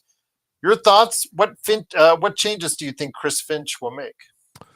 I think he speeds up the offense a little more to tire out the Lakers maybe a little bit more. How do you separate? How do you run? I didn't like that he almost used Randall as the one, kind of like the point forward tonight. Is Anthony Edwards not a good ISO developing player? Maybe not. Better ball distribution, getting the ball to spots where you can get more open shots. You got to run a little bit faster. I don't know. Spacing needs to be there. They won't shoot 20% from three again, but neither will the Lakers. I don't think. I think that both teams will shoot. Not the 50% that Minnesota shot in the first game, but I don't think the 20% will either. I see it right around 30 to 35%. Losing in the Western Conference Finals would be better than losing in the finals to the Celtics. 100%. I don't want to lose to the Celtics in the finals. That'd be devastating. Chris Finch needs. Here's what he needs to do first and foremost: is when his team got frustrated tonight, they turned into Luka on every play. They need to stop doing that. Anytime they didn't get a anytime they didn't call their way, they were bitching and whining on every single play. That takes a toll mentally on your team. And they weren't able to focus on getting any kind of cohesive offense going because of it. Because they were like, oh, well, they're not giving us calls, and the fans are saying it's rigged, blah, blah, blah, blah, blah, blah, blah. I saw the game, dude. They were in your pocket the entire night. So now it's just grit on grit. The easiest thing for me to tell Chris Finch is, you got to tell your boys that what JJ did to his team in the middle of the third quarter and all of a sudden pumped them up. Sometimes it's all in your head. Getting to your spot is in your head sometimes. Maybe it's not the physical part. It's in your head, and your head needs to tell your body, I'm getting to my spot. I'm going to have enough room to shoot my shot. That's probably what they need to do. They adjusted. The Lakers adjusted. And their adjustment was, we are not going to let you breathe the entire night. And give them and the coaching staff a lot of credit for doing that, Joe. Yeah, they returned volley the physicality that they relinquished onto the Lakers in Game 1. Relinquished. Tough. Yes, I did see Caruso play. When he hit shots, that is such a big bonus when he hit shots for them and OKC, because he really doesn't have to. He's really not obligated to go ahead and score. And when he's scoring on top of everybody else and what they're doing, it makes life so much easier for them at OKC. And yeah, I don't expect OKC to lose a game in that series. I think they're sweeping, and I don't even think it'll be a gentleman's sweep. It'll just be a full sweep, and they're going to have it easy. It all depends. Will the Clippers or Nuggets give them any kind of resistance in the second round? We'll see. We'll see, because they're good. Those guys. That series looks like it's going to be 7. So it's going to be the worst of all worlds. That right now we're going to see OKC get an easy sweep, and we're going to see the Clippers and Nuggets go to 7. Looks like, because that series is, that's definitely been a good series to watch so far. What was that decision to run Randall at point forward, maybe to wear out LeBron? Sam is asking. I think a lot of it too was the fact that he was making his shots, and he can handle the ball a little bit. But I think I would have rather have had Anthony Edwards creating and trying to create space. But Anthony Edwards isn't good.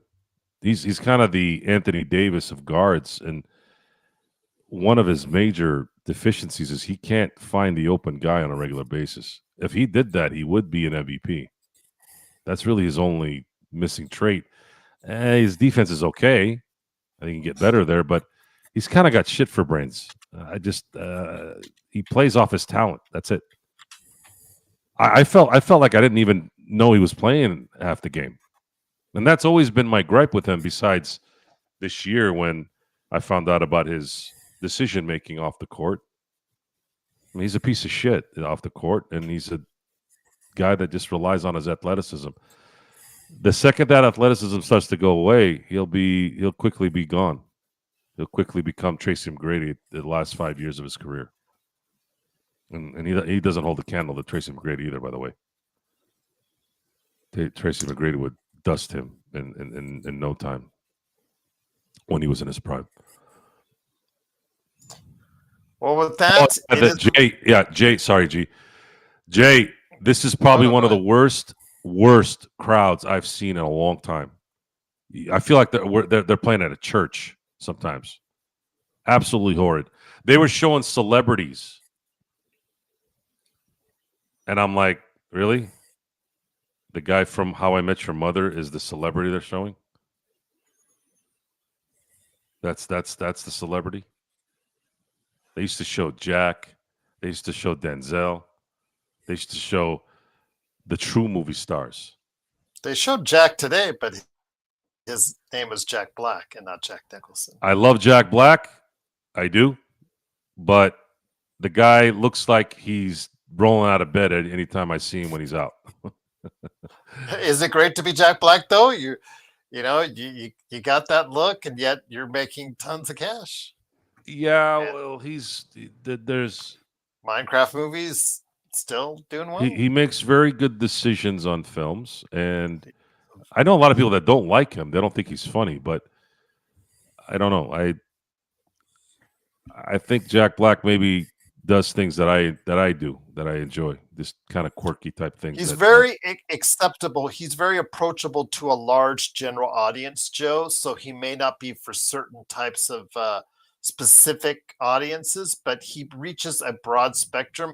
I think movie companies realize that. That's why you see him, being reutilized over and over again. The Kung Fu Panda, of course, the Mario Brothers movie, and now obviously with Minecraft. He just seems like he is an everyman type of deal with a little bit of a sense of humor that goes a long way, that is approachable to what we see with the general audience out there. And I think that's why he resonates. He resonates on a general level, and I think that's really what gets him over. So we'll see. But Tough says, what will Finch do now to adjust? Again, I'm thinking Mike Conley may come out of the lineup. That's my first number one thing that I might look towards and put in either Walker or DiVincenzo, or you may want to just go big and put in Naz Reid.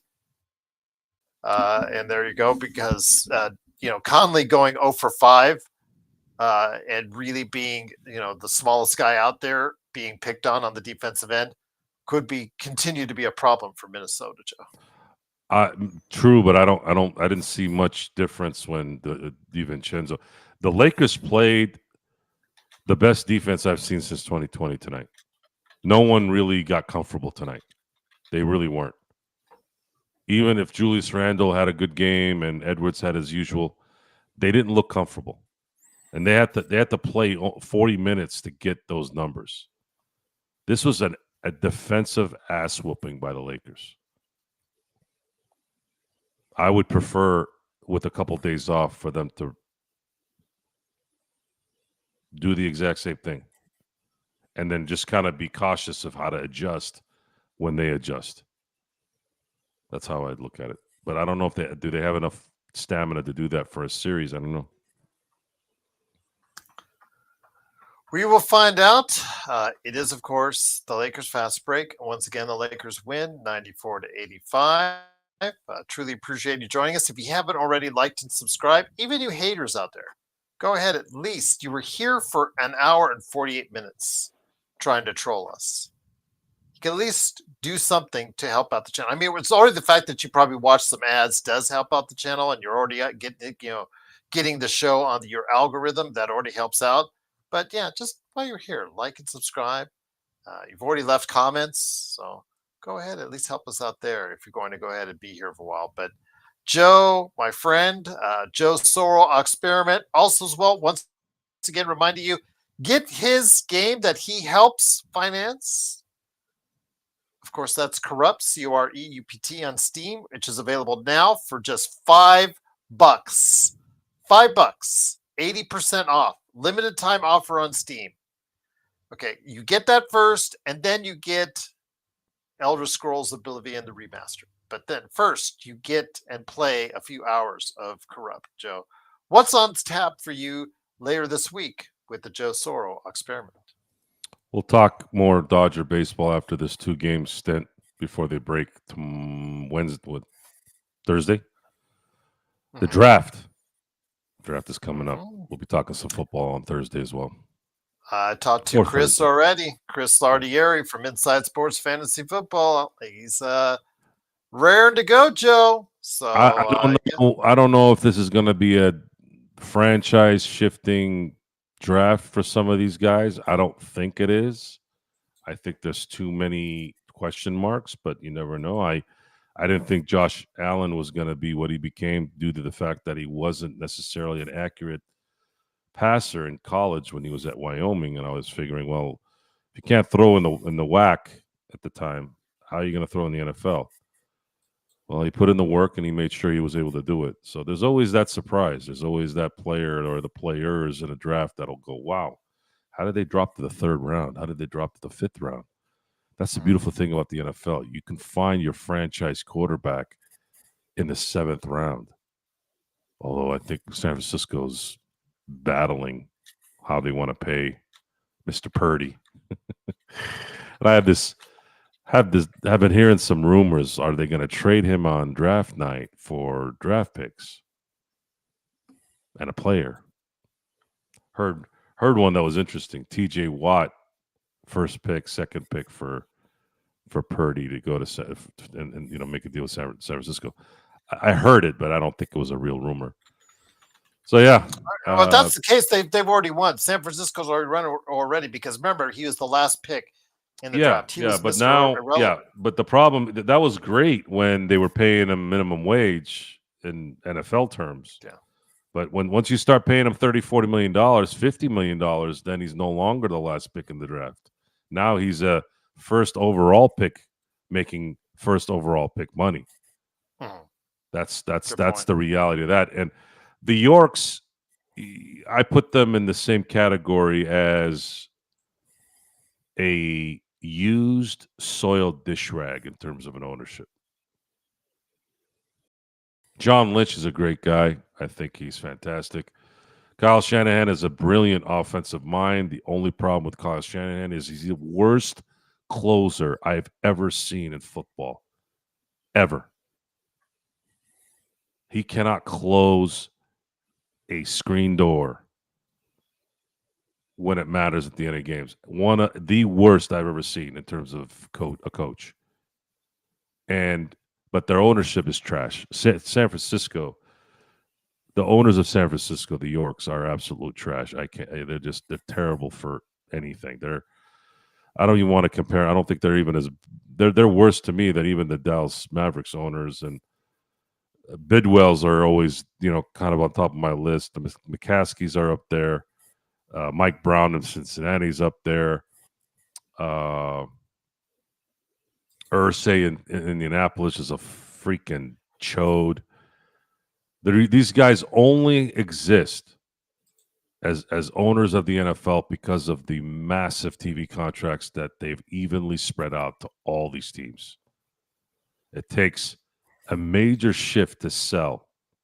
So when Pat Bowlen, unfortunately, God rest his soul, went south in his health before he passed away, the family had decided it's time to unload the Denver Broncos. It has to be something like that for it to go another way. And then, of course, the scumbags, Waltons, bought the team. What the hell do the Waltons know what football is? So it's interesting how that played out.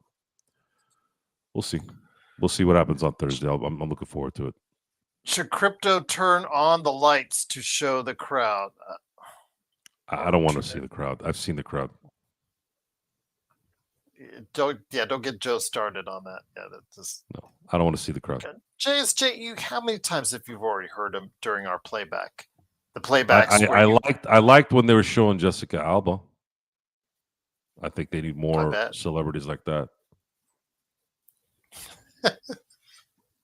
Yeah, I'm superficial like that. I like to see good-looking people, women, really, not men. I'm not into men, women, and of course, I respect like the old look of Jack Nicholson in his prime, and even Denzel with his Yankee hat. Even though I'm not a Yankee fan, it oozes class. It oozes an excitement of the performers watching other performers perform. And it was a much louder arena when they were there too, versus the people that are more worried about looking at their phones for 90% of the game and looking at the teleprompter, or I'm sorry, the Jumbotron to basically molest themselves in front of a camera that doesn't really go anywhere. It's just a local look. It's not going on TV most of the time. Diane Cannon, all due respect to Diane Cannon, I think, again, a lot of respect, huge Laker fan, but Jesus Christ, lady, just stop Botoxing that face. Jesus, enough. You've done enough. It's not going to work. It's not working. Sophia Loren is in her 80s, and it doesn't look like she did anything. She might have done something, but it doesn't look like it. And I know that she doesn't look like what she looked like in the 60s, and neither do you, Diane, but Jesus Christ, enough of the fillers. These women, my God. Plastic after plastic after plastic. It's like, dude, you look worse. You look worse than if you just let it go. Believe me. I know this stuff. I know what I'm looking at. I'm very good at it. I know how to analyze good-looking women. I bet you do. Joe, the makeup expert, indeed. If you want to go ahead and drop any comments, you can always do it right below. And you do at times, and a responding kind, or LakersFastBreak@yahoo.com. JSJ says, "Don't get me started on the Kardashians." Yeah, don't get me started on them. So yeah, that's yeah. Yeah, the Kardashians are the cesspool of society, much like Anthony Edwards is as well. These are the people that denigrate so many things. These are because they have a certain. Well, Anthony Edwards has a talent that's rare.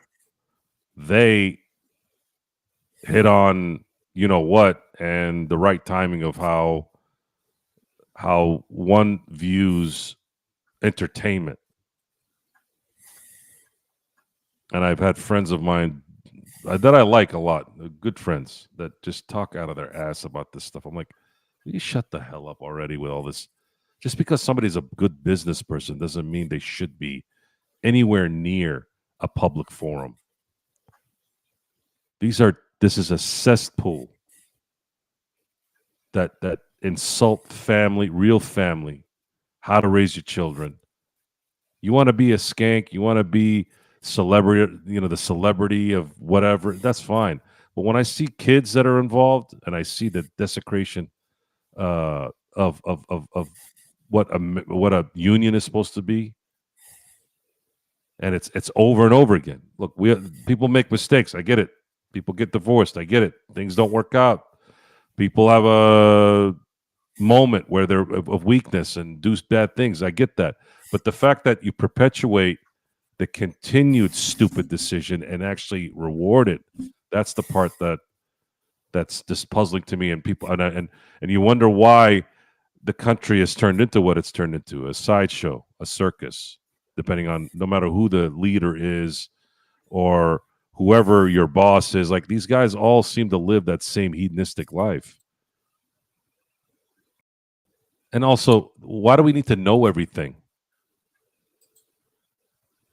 Why do I need to know everything? All these comedians that all they talk about is their bowel movements now and who they want to fuck and all this shit. Like, what is this? I don't want to hear this shit. It's just trash. Trash after trash after trash. I'll tell you what, though. You had a little bit of the experiment tonight, by the way. Yes, a little bit of the experiment, just to give you a taste. I wanted to go ahead and get that in there because I know that, again, due to your schedule, you may not be able to get on as much as you like. So if you want a taste of that, you want a little bit more, go ahead to Joe Soro Experiment channel. And there you go. Hopefully, Jeremy, if you're listening, it's Joe Soro. It's creeping on almost 100 subs already. I've been on for, a month? Yeah, I'm almost to 100 subs. So thank you all for clicking. Today I think I got 3 subs today. We're almost to 100.